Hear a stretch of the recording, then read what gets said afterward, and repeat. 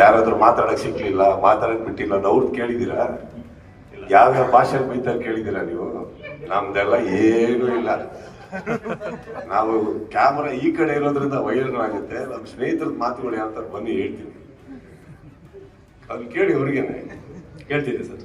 ಇನ್ನೊಂದು, ನೀವು ಕೇಳಿದ್ದು ತುಂಬಾ ಟೀಸರ್ ಸರ್, ಅದೆಲ್ಲ ನೀವು ಗೌರ್ಮೆಂಟ್ ಅಲ್ಲಿ ಅವೆಲ್ಲ. ಫಸ್ಟ್ ಆಫ್ ಆಲ್ ಇನ್ನೊಂದು ಹೇಳ್ತೀನಿ ಕೇಳಿ, ಬಿಗ್ ಬಾಸ್ ಅಲ್ಲಿ ಕಂಟೆಸ್ಟೆಂಟ್ ಗಳಿಗೆ ಕ್ಯಾಮ್ರಾ ಇರೋದು ಹೆಂಗ್ ಮರ್ತೋಗುತ್ತಾ, ನಮಗೆ ಮೈಕ್ ಇರೋದು ಮರ್ತೋಗ್ಬಿಡುತ್ತೆ. ಹೌದು. ಬಟ್ ಇನ್ನೊಂದು, ನಾವ್ ಯಾವಾಗಲೂ ತಪ್ಪಿಂದ ತಿದ್ಕೋತೀವಿ ಸರ್, ನಾವು ಕಲಿತೀವಿ. ನೆಕ್ಸ್ಟ್ ಮ್ಯಾಚ್ ಇಂದ ನೋಡಿದ್ರೆ ಮೈಕ್ ಆಫ್ ಇತ್ತು, ಹೆಂಗೆ ಕರೆಕ್ಟಾ?